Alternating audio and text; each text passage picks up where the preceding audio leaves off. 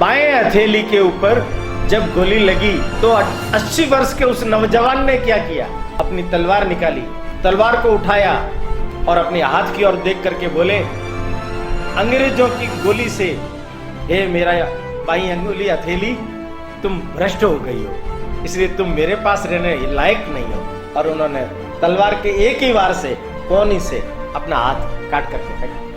हे गंगा माता, हे भागीरथी, ये तुम्हारा पुत्र अपने रक्त की आहुति सर्वप्रथम तुम्हें भेंट करता है, तुम प्रसन्न होकर के वरद हस्त से हमें आश्वासन दो कि हम जीते।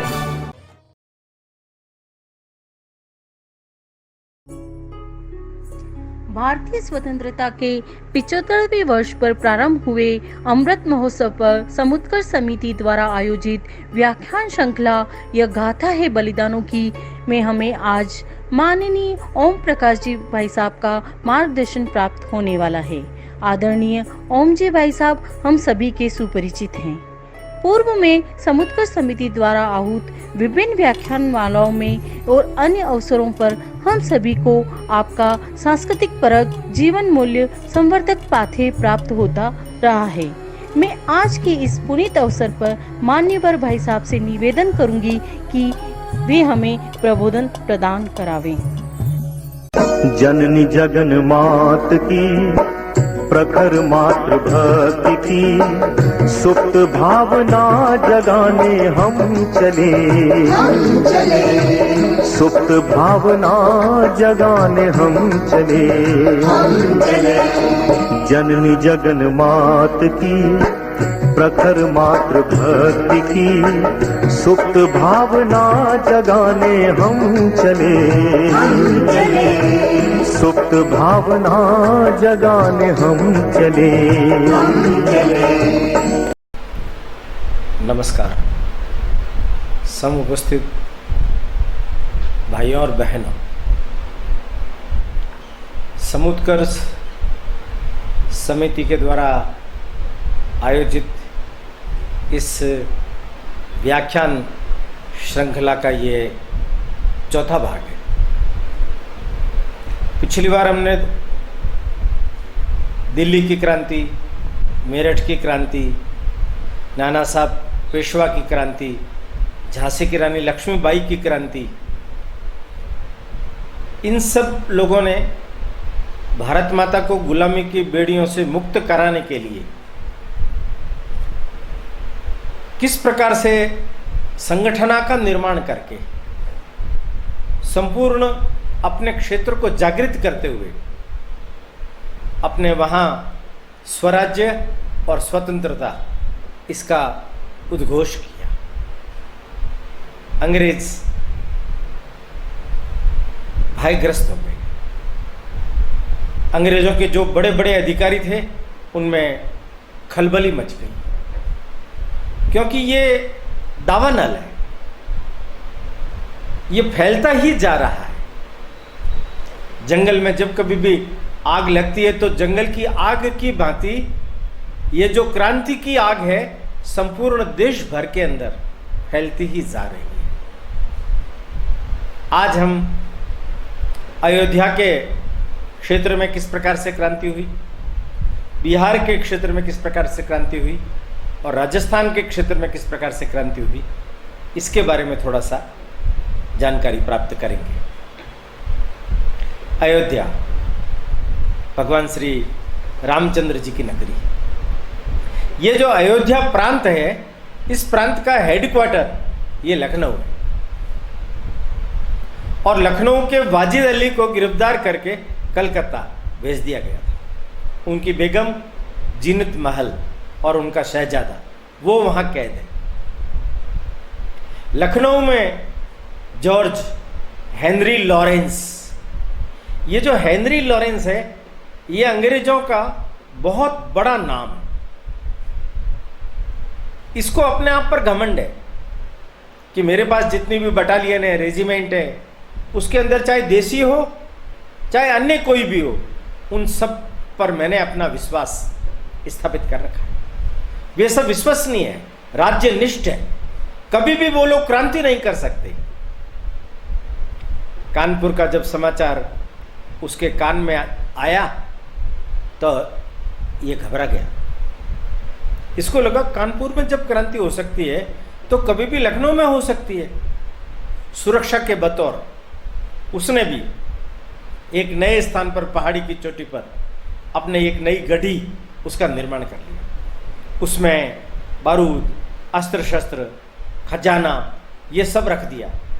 अपने विश्वस्त लोगों की सैन्य टुकड़ी उसकी सुरक्षा में रख दी। स्वयं प्रतिदिन वहां जाकर के उसकी निगरानी करने लगा।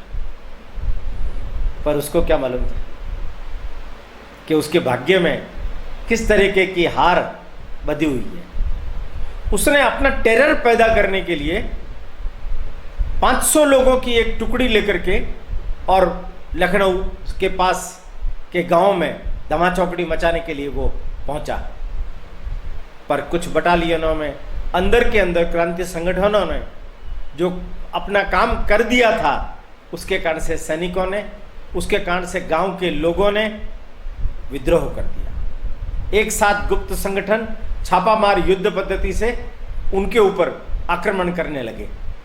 वो जिन लोगों को लेकर के आया, उनके भरोसे पर खड़ा था, वो लोग लगभग 500 थे और पहला ही झटका उसको लगा। लॉरेंस को भागना पड़ा, अपनी जान बचानी पड़ी। केवल 50 लोग बच पाए। एक बड़ी महत्वपूर्ण चीज जो आज के लिए भी बड़ी प्रासंगिक है। आज तो देश के लिए बड़ा गर्व करने लायक बात हो गई कि अयोध्या के अंदर राम मंदिर का निर्माण शुरू हो गया। हम सब जानते हैं बाबर का आक्रमण हुआ, 1527 में खानवा का युद्ध हुआ। एक बार बाबर बुरी तरह से महाराणा सांगा से हारा और दूसरी बार धोखे में डाल करके महाराणा सांगा को हरा दिया। किंतु उसका जो सेनापति था मीर बाकी, उसने भगवान श्री राम के मंदिर को अयोध्या में ध्वस्त करके और वहां बाबरी मस्जिद का निर्माण किया। उसके लिए भयंकर लड़ाइयां लड़ी गई। 3 लाख से भी ज्यादा लोगों का बलिदान हुआ। देवयोग से आज से लगभग 30 वर्ष पूर्व देश भर के राम भक्त अयोध्या पहुंचे और उन्होंने उस बाबरी मस्जिद को ढहा दिया। कोर्ट का निर्णय आ गया। रामलला की जमीन थी, वो रामलला को सुपुर्द कर दी गई। आज वहां भव्य राम मंदिर का निर्माण होने जा रहा है। किंतु अब देखिए, आज से 200 साल पहले, 250 साल पहले, ये जो 1857 की क्रांति हुई, उस समय में फैजाबाद और अयोध्या के मुसलमान एकत्रित होकर के यह प्रस्ताव ले रहे हैं, हम स्वतंत्र भारत के नागरिक अंग्रेजों को इस देश से भगा करके सबसे पहला जो काम करेंगे, वो काम करेंगे राम लला की जमीन को उनको सुपुर्द करके वहां भव्य राम मंदिर का निर्माण किया जाएगा। देखिए आप, ये जो मैं बात बोल रहा हूं, ये मैं इसलिए बोल रहा हूं कि ये बात हम सब लोगों को भी समझने की है। ये विष बीज अंग्रेजों ने बोए थे कि हिंदू अलग है, मुसलमान अलग है। किंतु उस विष बीजों का असर उस समय के लगभग 50-55 साल बाद तक हिंदू और मुसलमानों के बीच में अंग्रेज विभेद पैदा नहीं कर पाए। ये तो बाद में जैसे कांग्रेस की स्थापना की, ऐसे मुसलमानों के लिए मुस्लिम लीग की स्थापना की और उनके अंदर विश्वमन करते करते कांग्रेस के लोगों में, महात्मा गांधी में इस प्रकार का भाव भर दिया गया कि इनकी रक्षा आप करो। वो मुस्लिम तुष्टीकरण के रास्ते पर चले गए और उसमें से पाकिस्तान की मांग और पाकिस्तान और बांग्लादेश का निर्माण, इस परिणति में जाकर के मुसलमानों की स्थिति बन गई। किंतु आज भी आप देखेंगे तो मुसलमानों के जो पूर्वज हैं वो हिंदू ही, ये कोई बाहर से नहीं आए हुए लोग। इनके अंदर कट्टरता पैदा की जा रही है। अभी मैं आपके सामने कुछ ऐसे मुसलमानों का उदाहरण सामने रखूंगा जिन्होंने भारत माता की गुलामी की बेड़ियों को काटने के लिए अपने जीवन को किस भांति उत्सर्ग कर दिया। फैजाबाद, मौलवी अहमद शाह, कितना बड़ा नाम, बहुत ही अद्भुत व्यक्ति, लेखनी का धनी, अच्छा वक्ता, अच्छा क्रांतिकारी। उसने जगह जगह पर अयोध्या के उस पूरे क्षेत्र में अनेक जिलों में, तहसीलों में, खंडों में जाकर के लोगों को जागृत किया। लखनऊ का उनका जो भाषण था, उस भाषण को सुनकर के लोगों ने उसी समय में जाकर के अंग्रेजों का बारूद खाना नष्ट कर दिया। उनकी आवाज के अंदर दम था, लोगों के अंदर शोला भड़का देने की, देशभक्ति का भाव जागृत करने की तमन्ना उनकी बड़ी तीव्र थी। और उसका परिणाम था, अंग्रेजों ने उस जमाने में अहमद शाह के ऊपर 50,000 रुपए का इनाम रखा था। दुर्दैव देखिए, ये भारतवर्ष है, हमारे अपने ही कुछ लोग, जगन्नाथ नाम का आदमी, उन्होंने धोखा करके मौलवी अहमद शाह को अपने घर पर बुलाया और उनकी गर्दन काट करके अंग्रेजों को दे दिया। पैसों के लालच में हिंदू बिक गए।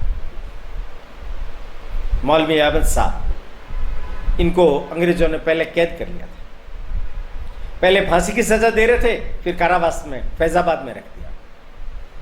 फैजाबाद की बटालियन का सूबेदार दिलीप सिंह, इसने अपने संगठन के साथ में जाकर के विद्रोह किया, पूरे अयोध्या को, फैजाबाद को, बहराइच को, सीतापुर को आजाद किया, स्वतंत्र किया।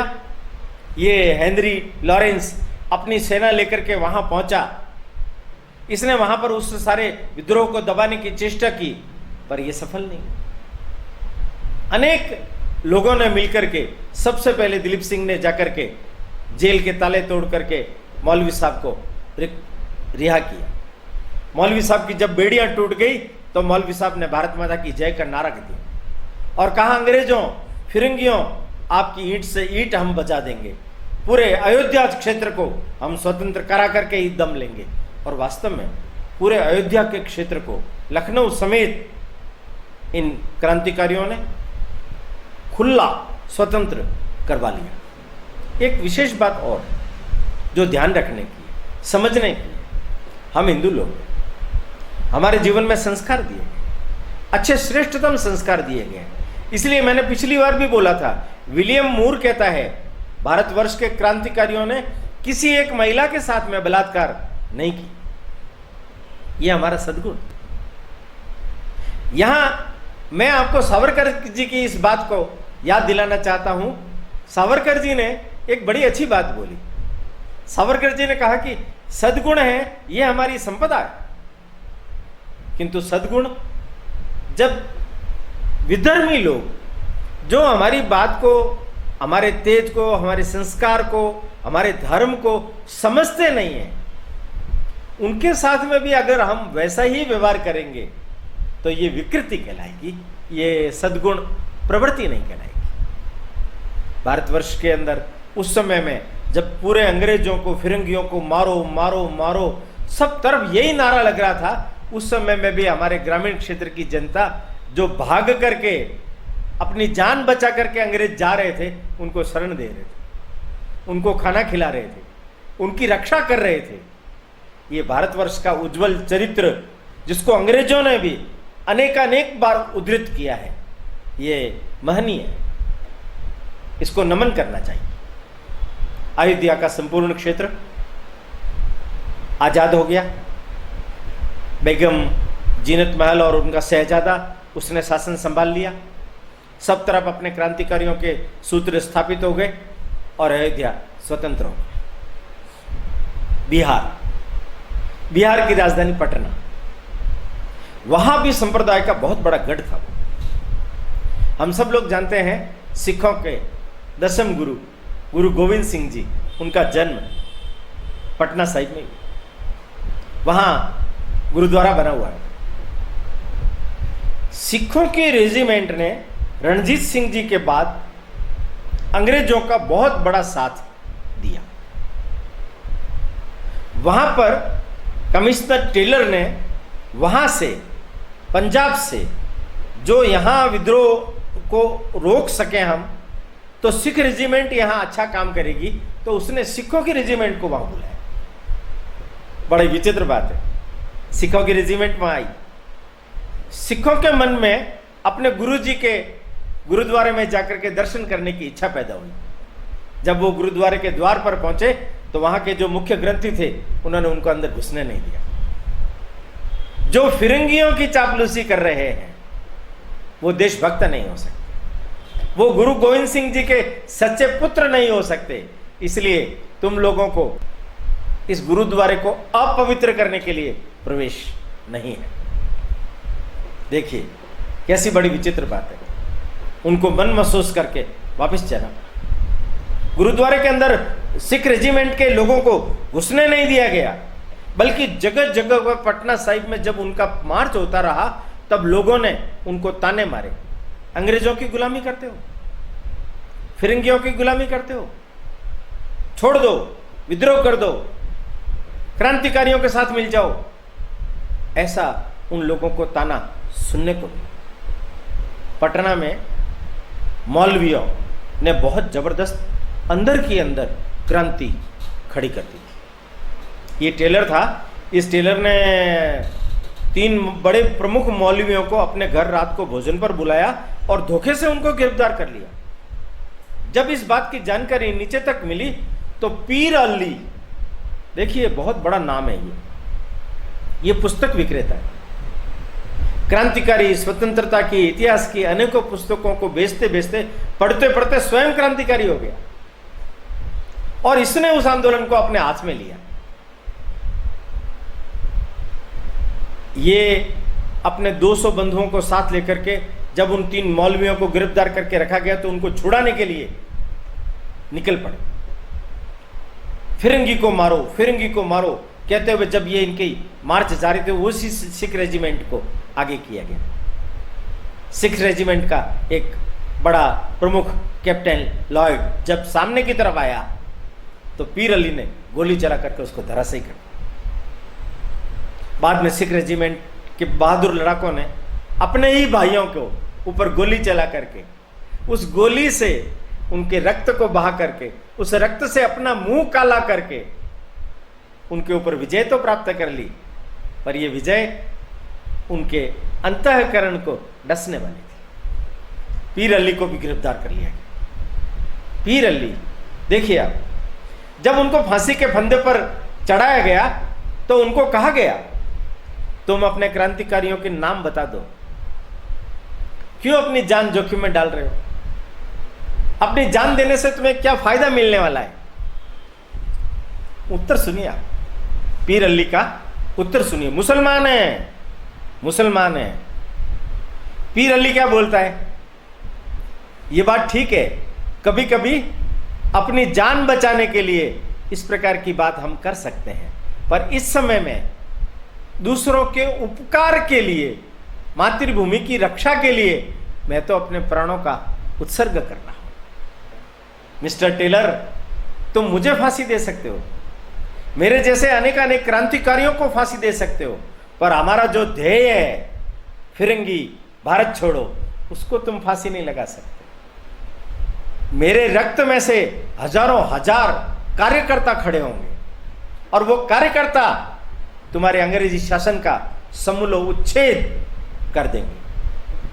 पीर अली को फांसी हुई और वास्तव में जैसा पीर अली ने कहा, पीर अली के खून के न्योछावर करने पर पटना में आग लग गई। पटना को आजाद कराने के लिए लोग जगह जगह से निकल पड़े। पटना नहीं, आसपास का सारा इलाका क्रांतिकारियों के कारण से जाग उठा। एक बड़ा जबरदस्त नाम आपने कभी सुना होगा, कुंवर सिंह, जगदीशपुर, सोन नदी के किनारे आरा, दानापुर, उसके पास में जगदीशपुर, एक छोटी सी रियासत। उस रियासत का राजा, युवा राजा, नौजवान राजा, उम्र कितनी? 80 वर्ष।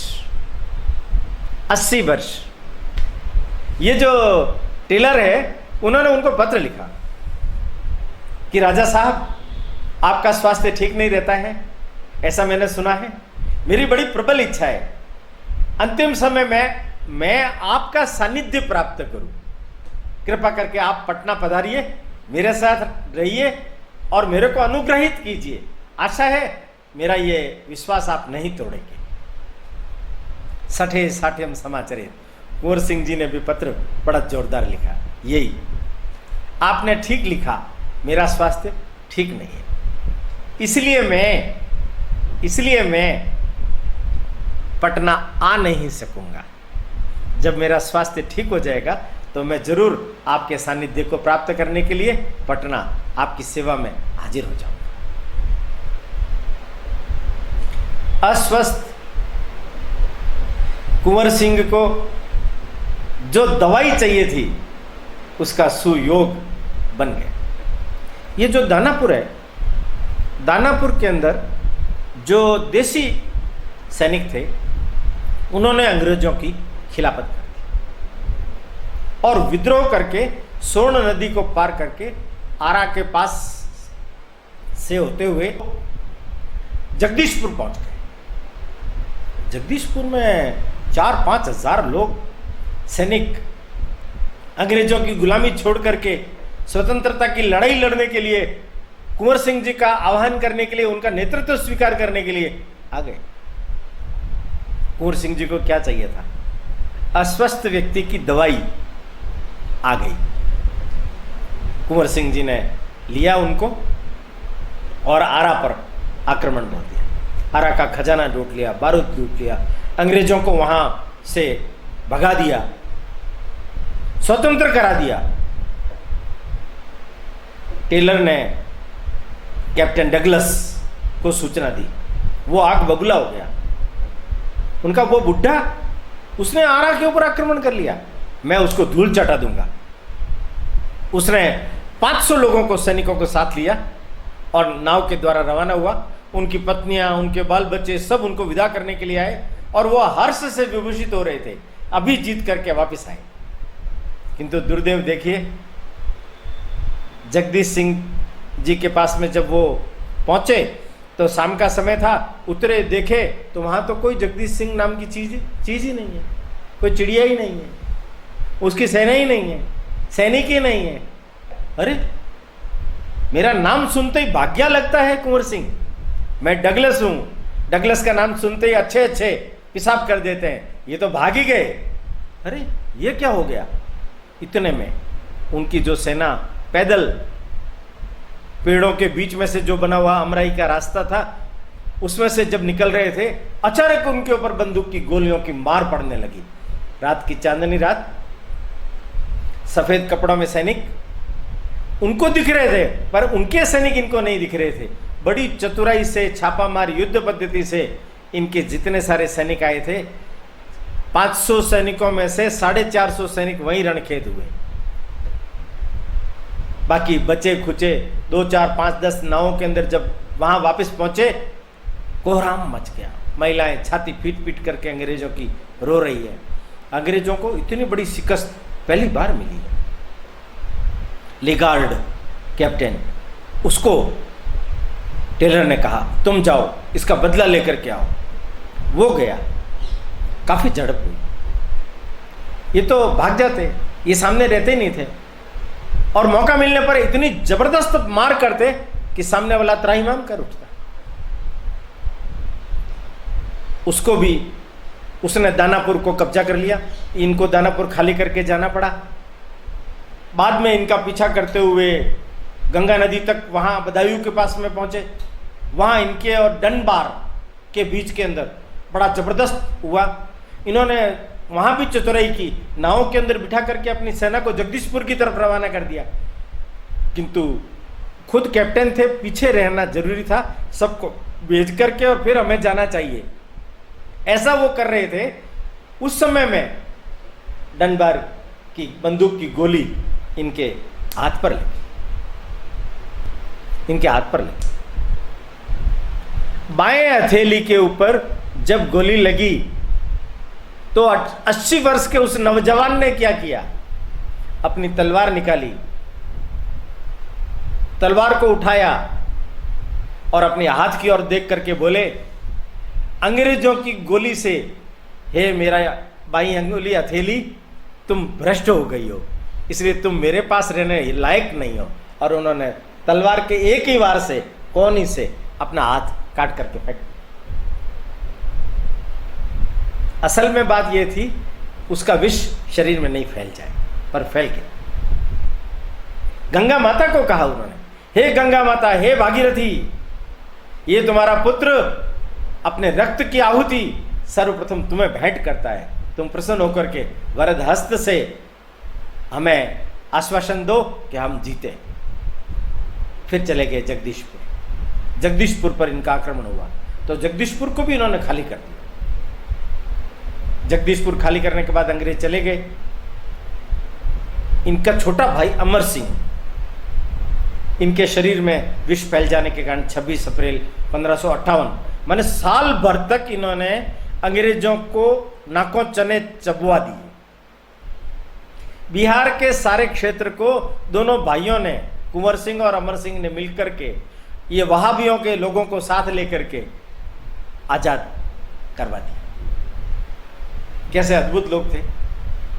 इनके बारे में तो जितना और अधिक विस्तार से सुना जाए, किस किस तरीके से इन्होंने छापामार युद्ध पद्धति का वक्र प्रयोग करके और अपने अंग्रेजों को धूल चटाई। ये एक बड़ा जबरदस्त अध्याय, सुनहर और स्वर्णिम पृष्ठ भारतवर्ष के भाल के ऊपर कुंवर सिंह ने लिख दी। आइए, राजस्थान, राजपूताने की धरती। अंग्रेजों की 6 सैनिक छावनियां थी। नसीराबाद, ब्यावर, देवली, नीमच, एरिनपुरा और खैरवाड़ा। जब मेरठ की क्रांति हुई उसी समय ही इन सब छावनियों में भी और राजस्थान में भी एक साथ मई और जून में जबरदस्त क्रांति हुई। रजवाड़ों में क्रांति हुई, रियासतों में क्रांति हुई। 28 मई, ये राजस्थान के इतिहास में 1857 की जो क्रांति है उसका ये स्वर्णिम दिन है, जब राजस्थान में नसीराबाद में सबसे पहले बख्तावर सिंह के नेतृत्व के अंदर सैनिकों ने विद्रोह कर दिया और सारे अंग्रेजों के बंगले, अंग्रेजों को ग्रीदेड, अन्य सारे लोग, उन सब लोगों को मार दिया और वहां से सेना लेकर के दिल्ली की ओर चल पड़े। नीमच में गुरेश राम, उसके नेतृत्व में विद्रोह हुआ। वो सेना को लेकर के देवली में चले गए। देवली के लोग पहले से तैयार थे। उन्होंने टोंक के राजा पर आक्रमण किया, टोंक को जीत लिया। जयदयाल और मथुरा प्रसाद कोटा में, ये 2 बड़े नाम हैं जिन्होंने कोटा के लोगों में क्रांति की भावना पहले से ही भर रखी थी। उन्होंने वहां के प्रमुख मेजर बर्टन और उनके 2 पुत्रों को सरेआम काट दिया, उसके बंगले को आग लगा दी। तात्या टोपे, इन्होंने भी राजस्थान के अंदर आकर के अपनी जान को बचाई। हमारे इधर मेवाड़ के अंदर एक बार नहीं अनेक बार उनको आना पड़ा और मेवाड़ के लोगों ने उनकी सहायता देकर के उनको और उनकी जान की रक्षा की। होम्स, मेजर होम्स, वो बहुत पीछा करता हुआ इनका आया। गोजन सिंह जोधपुर का, उसने जोधपुर में जबरदस्त आंदोलन खड़ा किया और माउंट आबू तक जाकर के वहां अंग्रेजों की सियासत को खतरे में डाल दिया। सब अंग्रेजों को वहां से, माउंट आबू से बहुत बड़ी संख्या में अंग्रेज रहते थे, उनके बंगलों को आग लगा दी, उनके बीवी बच्चों को मार दिया, उनमें से जो सामने पड़ा उन सबको मार दिया। क्रांति के लिए एक बड़ा नाम जो राजस्थान के इतिहास में स्वर्णिम अक्षरों में लिखा जाना चाहिए वो है आहुआ। यह क्रांतिकारियों का तीर्थ क्षेत्र है।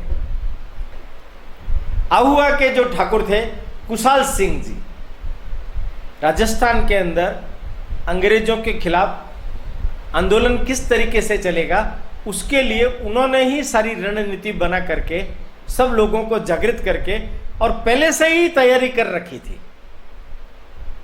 ध्यान रखिए, आजादी की लड़ाई का बिल्कुल भले ही मेरिट से बचा होगा, पर यहां उसके साल 6 महीने से ही पहले से ही सुगबुगाहट शुरू हो गई थी, पत्र व्यवहार शुरू हो गया था। ऐसे सूत्र हैं नाना साहब पेशवा के छोटे भाई राव साहब, ये कोठारिया में आकर के रहे, अंतिम समय भी उनका यहीं बीता है। रंगोजी बापू ने पांडुरंग बापू को भेजा, पांडुरंग बापू यहां आकर के सलूम्बर के रावत केसरी सिंह जी के पास में काफी समय तक रहे। इसका मतलब वहां दक्षिण में नाना साहब से सब लोगों के इनके पहले से पत्र व्यवहार चल रहे थे, ये सारी योजनाओं में पहले से ही शामिल थे। अन्नाड सिंह के नेतृत्व में जोधपुर से मैकमोसन, जो अंग्रेजों का प्रमुख एजेंट था, सेना लेकर के आहुआ के ऊपर आक्रमण किया। अशोक के ठाकुर शिवनाथ सिंह जी ने उस समय में कुशाल सिंह जी का साथ दिया, बड़ा जबरदस्त युद्ध हुआ, अन्नाड सिंह मारा गया। इनकी गोली से, कुशाल सिंह जी की गोली से मैकमोशन धराशायी हुआ। उसके धराशायी हुए तो उन्होंने बड़ा अजीब कारनामा किया, आगे बढ़े और तलवार से उसकी गर्दन काट दी। पास में चलते हुए एक सैनिक ने उनकी गर्दन को अपने नेजे में उठा लिया, उसकी गर्दन को ले जा करके आहुआ के किले के प्रवेश द्वार पर मैकमोसन की गर्दन टांग दी गई। अंग्रेजों की भारी हार, 700 में से 100-150 सैनिक भाग करके जान बचा करके गए, बाकी सब रण क्षेत्र। दूसरे आक्रमण के समय में शिवनाथ सिंह जी ने कुशाल सिंह जी को कहा कि आप जीवित रहेंगे तो ये क्रांति की अखंड धारा बहती रहेगी, इसलिए आपको निकल जाना चाहिए। और उनको किले गड्डी में से किले को घेर लिया गया था, सुरक्षित बाहर निकाल करके मेवाड़ की तरफ भेज दिया गया। मेवाड़ में कोठारिया, सलूम्बर, उदयपुर, इन सब आसपास के इलाकों को उन्होंने जागृत किया। तात्या टोपे के साथ में मिले, वो उनके साथ मिलकर के राजस्थान में भी क्रांति को किस तरीके से बल दिया जा सकता है उसका उन्होंने प्रयास किया। और इधर ही कुशाल सिंह जी का स्वर्गवास हुआ। राजस्थान की जो क्रांति है, ये केवल छावनियों की क्रांति नहीं है, ये केवल सैनिकों की क्रांति नहीं है। रियासतों के अंदर रहने वाले भी देशभक्त नागरिकों ने भी जहां जहां जो जो फिरंगी मिला उसको मार काट डाला। राजस्थान में भी अनेकानेक रियासतें स्वतंत्र हो। अंग्रेजों का जो आधिपत्य था और अंग्रेजों का जो प्रमुख गढ़ था वो अजमेर था। उन्होंने कितने ही जगहों पर कैथोलिक चर्च बना दी। ये अपना खेरवाड़ा, यहां सबसे ज्यादा कैथोलिक चर्च पहले ही बन गया, स्कूलें खोल दी गई है। अजमेर के अंदर जो राज परिवारों के बच्चों को पढ़ाने के लिए स्कूल खोली गई है, उसका मकसद क्या है? ईसाईकरण, अंग्रेजीकरण, यही मकसद। परंतु राजस्थान भी इस संपूर्ण देश भर को स्वतंत्र कराने की आजादी के अंदर जैसे अपने पुरखों की परंपरा को लेकर के चल रहा था, उस परंपरा को और अधिक धवल किया, उज्जवल तर किया, स्वर्णिम किया। मैंने संक्षिप्त में अयोध्या, बिहार और राजस्थान, उसमें जो क्रांति की ज्वाला अंग्रेजों के खिलाफ सफलतम तरीके से जागृत हुई और अपने मिशन में सफल हुई, उसकी एक गाथा इस समय मैं आपके सामने रखी है। अगले रविवार को जब हम मिलेंगे तब थोड़ा उल्टा वात्या चक्र भी चलेगा। देश के अन्य भागों में जहाँ जहाँ क्रांति के नायकों ने क्रांति शुरू की उसके बारे में भी थोड़ी सी जानकारी दी जाएगी। और अंग्रेजों ने फिर इस सारी क्रांति को दबाने के लिए किस प्रकार का प्रयास किया। माने प्रारंभ के 6 महीने तक तो अंग्रेजों को होश ही नहीं आया, मार ही खाते रहे, देश भर में जान बचा करके फिरते रहे। किंतु 6 महीने के बाद उन्होंने अलग अलग जगहों पर जो उनकी अलग अलग रेजिमेंट सुरक्षित रखी हुई थी उसको लेकर के जगह जगह पर जो आंदोलन हुए उन आंदोलनों को दबाने के लिए जो प्रयास किया, उस समय में भी जो संघर्ष हुआ, उस संघर्ष की कहानी हम अगले रविवार को सुनेंगे। और हो सकता है उसके बाद इस 1857 की क्रांति के परिणाम कैसे रहे और उसके बाद इस आंदोलन के कारण से पूरे देश भर को स्वतंत्र कराने के लिए किस तरीके के आंदोलन और चालू हुए, उनके बारे में भी हम जानकारी प्राप्त कर सकेंगे। अगले रविवार को मिलते हैं, तब तक के लिए नमस्कार। आप सभी का समुत्कर्ष समिति के प्रति यही स्नेह और आत्मीय भाव बना रहे। धन्यवाद।